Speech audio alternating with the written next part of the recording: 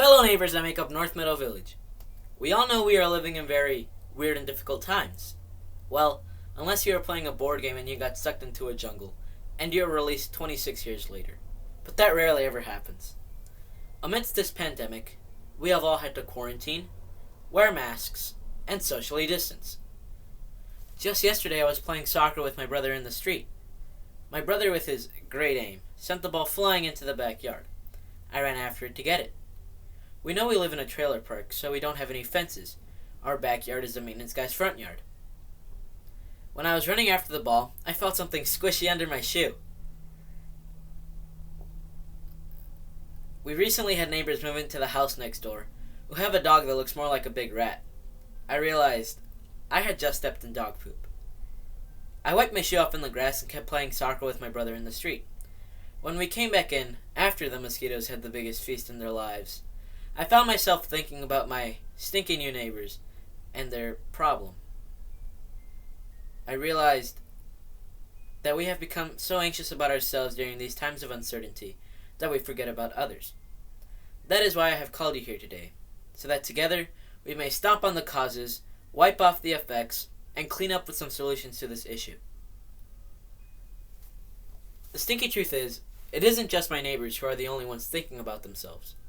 We can see people running around without masks at the grocery store because they are uncomfortable, getting into fistfights over Clorox wipes, and crying because they just want to eat inside Chuck E. Cheese. I believe this selfishness is happening for two main reasons. The leading cause is fear. Fear that we won't be able to take care of ourselves or fend for ourselves. In an article written by CNN on March 9th, 2020, Stephen Taylor, a clinical psychologist, says, "The novel coronavirus scares people because it's new, and there's a lot about it that's still unknown.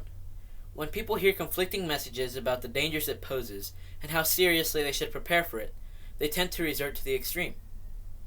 An article written by the Huffington Post on May 21st, 2020, Kimberly Johnson, an assistant professor of clinical health counseling in New York, says, "The early optimism and community support begins to erode as the mind and body struggle to keep up with the persistent stress and sense of being out of control.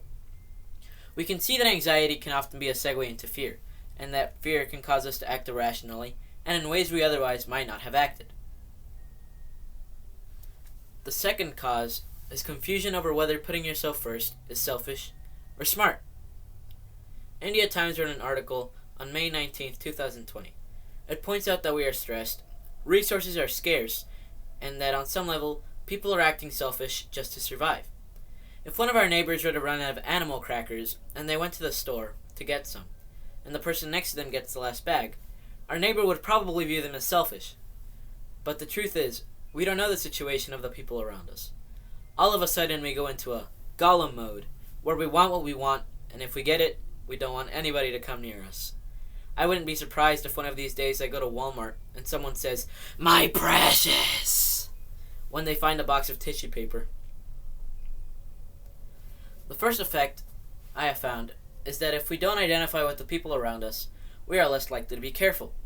An article written by Brainsway.com says, "A cultural heritage of individualism has seemingly contributed to stockpiling necessities, leading to shortages in basic food and hygiene items." We can view this not only in the instance with the coronavirus, but in life in general.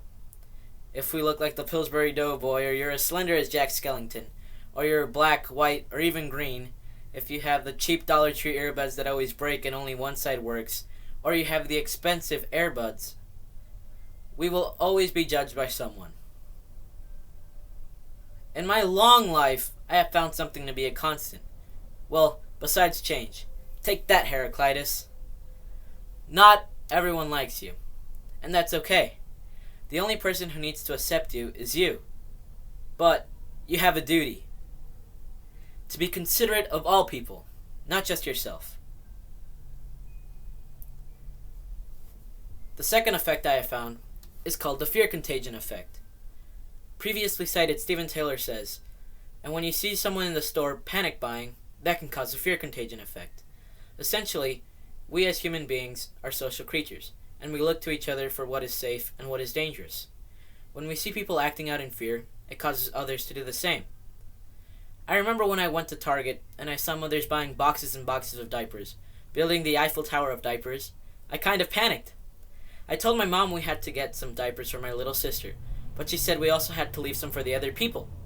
I didn't understand why my mom was only buying a single box of diapers, when all around me it seemed people were playing Tetris, trying to see where else they could fit another roll of toilet paper or another box of Pampers.